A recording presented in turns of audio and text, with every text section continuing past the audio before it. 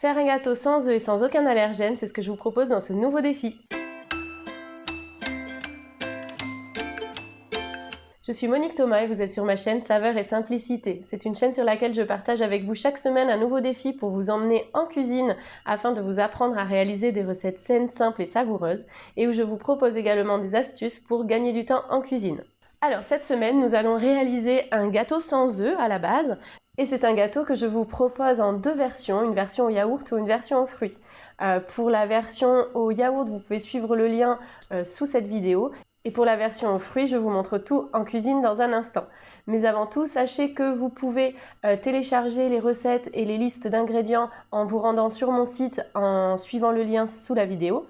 Et sur le site, je vous propose également une version qui est sans gluten et pour les véganes également. Donc ce que je me suis dit, c'est qu'aujourd'hui ensemble, on allait réaliser cette version sans aucun allergène, c'est-à-dire sans œufs, sans gluten et qui plus est en version végane. Commencez tout d'abord par faire préchauffer votre four à 180 degrés. Pour cette recette, il vous faudra environ 200 g de farine. J'ai choisi pour la version sans gluten d'utiliser de la farine de riz, j'en mettrai 120 g, et de la maïzena, 80 g.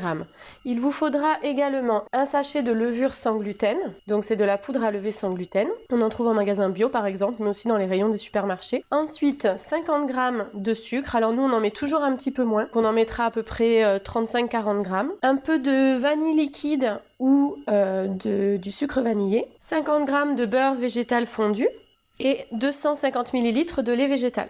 Et bien sûr, les fruits de votre choix pour la version aux fruits. Donc moi j'ai choisi des bananes.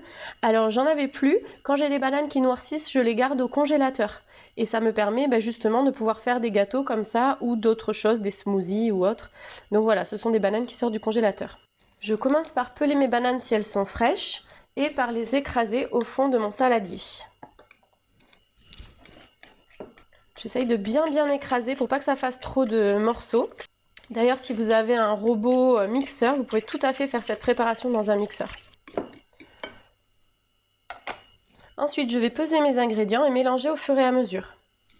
Je commence par mes 120 g de farine de maïs, 120 g de farine de riz, pardon, évidemment.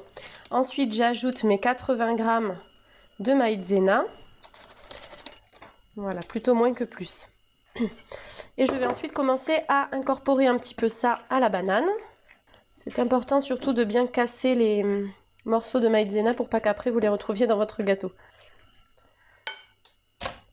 J'ajoute mon sachet de levure.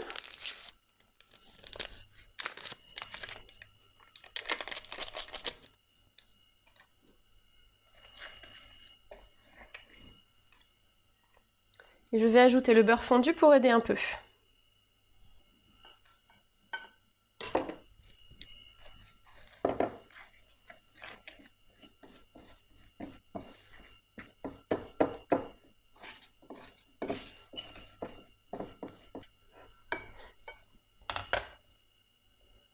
J'ajoute maintenant le sucre, donc 50 g, moi j'ai dit un petit peu moins.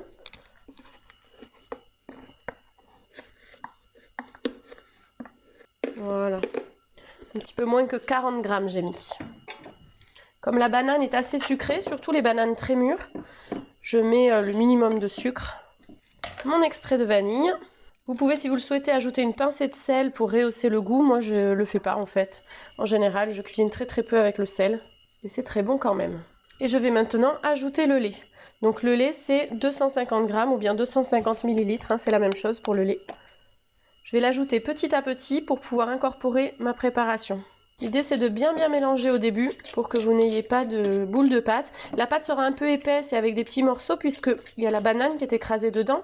Mais voilà, l'idée, c'est vraiment d'en avoir le minimum, pas que ces morceaux soient des morceaux de farine.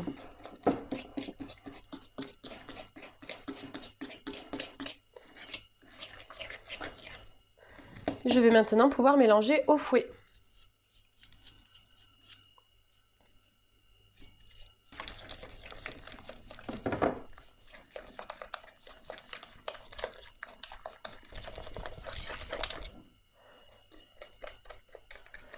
Dès que je suis satisfaite, je peux continuer à ajouter le lait au fur et à mesure.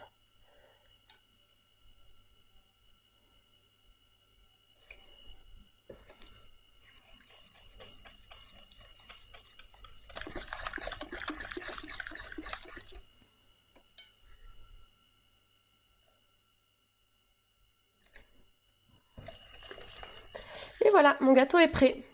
Je n'ai plus qu'à le mettre dans mon moule. Alors comme nous on est gourmands, vous le savez, dans une moitié du gâteau, je vais ajouter des pépites de chocolat.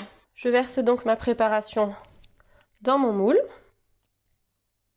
Alors si vous n'avez pas un moule comme le mien, souple et qui n'adhère pas, pensez à le beurrer et le fariner avant. Et ce que je vais faire pour que le chocolat soit bien incorporé, c'est que je vais le mettre à peu près à mi-parcours. Voilà, il me restait quelques pépites de la dernière fois déjà prêtes. Et j'en mets sur la moitié du gâteau. Puisque mon fils n'aime pas le chocolat.